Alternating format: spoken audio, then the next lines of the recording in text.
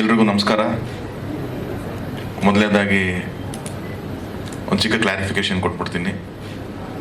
ಇವನೇನು ಸಿನಿಮಾ ಚೆನ್ನಾಗಾಯಿತು ಅಂದ ತಕ್ಷಣ ಕನ್ನಡಕ್ಕೆಲ್ಲ ಹಾಕೊಂಡು ಫುಲ್ ಪೋಸ್ಟ್ ಕೊಟ್ಕೊಂಡು ಕೂತೀನಿ ಅಂತಲ್ಲ. ನಾನು ಬೆಳಗ್ಗೆ 6 ಗಂಟೆ ತನಕ ಮಹಾನಟಿ ಶೂಟಿಂಗಲ್ಲಿದ್ದೆ. ನನಗೆ ಲೈಟ್ಸ್ ಅವಾಗಿಂದ ಬರ್ನ್ ಆಗ್ತಾ ಇತ್ತು. ಆದಷ್ಟು ಟ್ರೈ ಮಾಡಿದೆ, ಸ್ಟಾರ್ಟಿಂಗಲ್ಲಿ ಆಗಲಿಲ್ಲ, ಅದಕ್ಕೆ ಗ್ಲಾಸ್ ಹಾಕೊಂಡು ಕೂತಿದ್ದೀನಿ ಅಷ್ಟೇ. ಇಲ್ಲಾಂದರೆ ಇಷ್ಟೆಲ್ಲ ಬಿಲ್ಡಪ್ ನನಗೆ ತಗೊಳ್ಳಲ್ಲ. ಏಳುಮಲೆ ಇವತ್ತು ಇಷ್ಟೊಂದು ಅಪ್ರಿಷಿಯೇಷನ್ನು, ಇಷ್ಟೊಂದು ಅದಕ್ಕೊಂದು ಪಾಸಿಟಿವ್ ಟಾಕ್ ಬರೋದಕ್ಕೆ ಎಲ್ಲರಿಗೂ ನಾನು ಥ್ಯಾಂಕ್ಸ್ ಹೇಳ್ತೀನಿ. ಅದು ಟೀಮಿಂದ ಹಿಡಿದು ಮೀಡಿಯಾಯಿಂದ ಹಿಡಿದು ನಮ್ಮ ಪ್ರೇಕ್ಷಕರ ತನಕ. ಈ ಸಿನಿಮಾ ಮಾಡಬೇಕು ಅಂತಂದಾಗ ನಾನು ನಂಬಿದ್ದು ಎರಡೇ. ಒಂದು ಈ ಕಥೆನ, ಇನ್ನೊಂದು ಕನ್ನಡ ಜನರನ್ನು. ಇವರಿಬ್ಬರನ್ನೇ ನಾನು ನಂಬಿದ್ದು. ಇಲ್ಲಿವರೆಗೂ ನಾವು ಮಾಡಿದಂಥ ಸಿನಿಮಾಗಳಲ್ಲಿ ನಾನು ಡೈರೆಕ್ಟ್ ಮಾಡ್ಬೇಕಾದ್ರೆ ನಾನು ಸ್ಟಾರ್ಸ್ ಜೊತೆ ವರ್ಕ್ ಮಾಡಿದ್ದೀನಿ. ಪ್ರೊಡ್ಯೂಸ್ ಮಾಡಬೇಕಾದ್ರೂ ಶರಣ್ ಇದ್ರು. ನನಗೆ ಯಾವಾಗಲೂ ಒಂದು ಸ್ಟ್ರೆಂತ್ ಥರ ಇರೋದು. ಫಸ್ಟ್ ಟೈಮ್ ನಾವು ಒಂದು ನ್ಯೂ ಕಮರ್ಸ್ನ ಇಟ್ಕೊಂಡು ಎಂಟ್ರ್ ಆಗಿದ್ದು.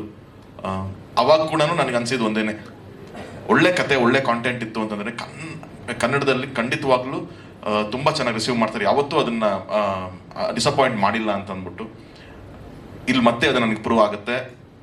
ನನಗೆ ಈ ಸಿನಿಮಾ ಅಂತೂ ಜಗದೀಶ್ ಸರ್ ಹೇಳಿದ್ರು ಫಸ್ಟ್ ದಿವಸ ಸ್ಲೋ ಸ್ಟಾರ್ಟ್ ಇತ್ತು ನಮಗೆ ಅಂತ ಅಂದ್ಬಿಟ್ಟು ಅಂತ. Sir same experience sir. ನನಗೆ 2017 ನನ್ನ ಚೌಕ ರಿಲೀಸ್ ಆಗುತ್ತೆ ಸರ್. ಸೇಮ್ ನನಗೆ ಅವತ್ತು ಆದಂಥ ಎಕ್ಸ್ಪೀರಿಯನ್ಸ್ ಅದು.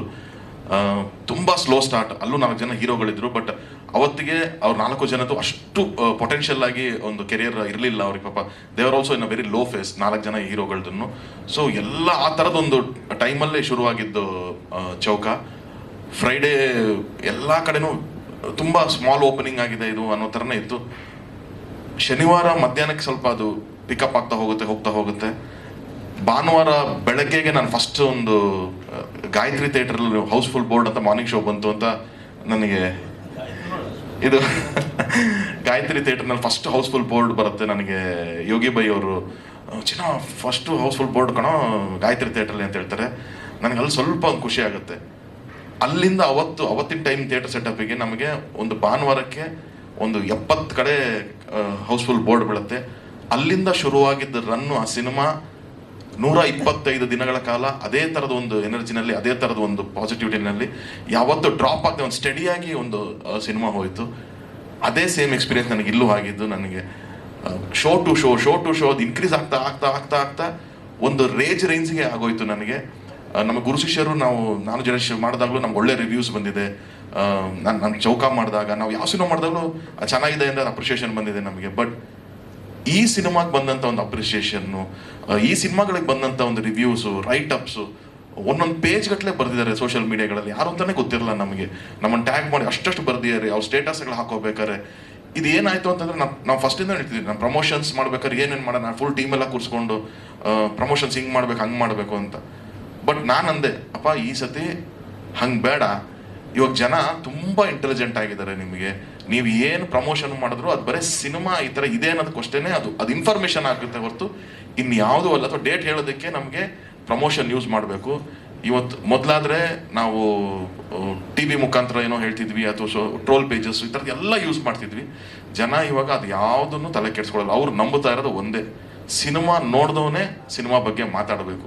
ಸಿನಿಮಾ ಯಾರು ನೋಡಿರ್ತಾರೆ ಅವರೇ ಸಿನಿಮಾ ಬಗ್ಗೆ ಏನು ಹೇಳ್ತಾರೆ ಅದನ್ನು ಮಾತ್ರ ನಂಬಿ ಜನ ಥಿಯೇಟ್ರಿಗೆ ಬರ್ತಿದ್ದಾರೆ. ಸೊ ಸಿನಿಮಾನೇ ಮಾತಾಡಬೇಕು. There is no alternative. Content ಮಾತಾಡಿದ್ರೆ ಜನ ಒಳಗಡೆ ಬರ್ತಾರೆ. ಅದಕ್ಕೆ ಒಂಚೂರು ಟೈಮ್ ಆಗುತ್ತೆ. ಇವತ್ತು ಅದನ್ನು ಮಾತ್ರನೇ ಮಾಡಬೇಕು ಅಂತ ನಂಬಿ ನಾವು ಇದು ಬಂದಿದ್ದು. ಅದಕ್ಕೆ ಆ ಟೈಮ್ ನಮಗೆ ಏನು 1 day 1.5 day ತೊಗೊಂಡು. ಬಟ್ ಇವತ್ತಿಗೆ ಇಟ್ ಈಸ್ ವೆರಿ ಫಾಸ್ಟ್. ಅಂದರೆ ನಾವು ಮೊದಲಿನ ಥರ ಸರ್ ಒಂದು 2 ವಾರ ಆದ್ಮೇಲೆ ಪಿಕಪ್ ಆಗೋದು ಪಿಕ್ಚರ್ ಅದಿಲ್ಲ. 1 ದಿವಸ 2 ದಿವಸಕ್ಕೆ ಪಿಕಪ್ ಆಗಿಬಿಡುತ್ತೆ. ಆ ಥರದ್ದು ಒಂದು ಎನರ್ಜಿನಲ್ಲಿ ಶುರುವಾಯಿತು. ನನ್ನ ಫೋನ್ ಕಾಲ್ಸು, ನನ್ನ ಮೆಸೇಜಸ್ಸು, ಸೋಷಿಯಲ್ ಮೀಡಿಯಾ ಇಲ್ಲಿವರೆಗೂ ಅದು ಸ್ಟಾಪ್ ಆಗಿಲ್ಲ. ನನಗೆ ಬಂದಂಥ ಒಂದು ರೆಸ್ಪಾನ್ಸ್ಗಳು ಎಷ್ಟು ಖುಷಿ ಆಗುತ್ತೆ ಅಂದರೆ ನಂದೇ ಸಿನಿಮಾ ಇದು ಆದರೂ ಕೂಡ ಅವ್ರು ಹೇಳ್ತಾ ಇರೋದು ಅಷ್ಟು ವಿಷಯಗಳು ನಾವು ಈ ಹಿಂದೆನೂ ಒಂದಷ್ಟು ನನ್ನ ಸಿನಿಮಾಗಳು ಮಾಡಿದಾಗ ನೋಡಿದ್ದೀನಿ. ಬಟ್ ಸ್ಟಿಲ್ ಇಲ್ಲಿ ಬರ್ತಾ ಇರೋ ಒಂದು ಎನರ್ಜಿ ಇದೆಯಲ್ಲ, ದಟ್ ವಾಸ್ ವೆರಿ ನೈಸ್.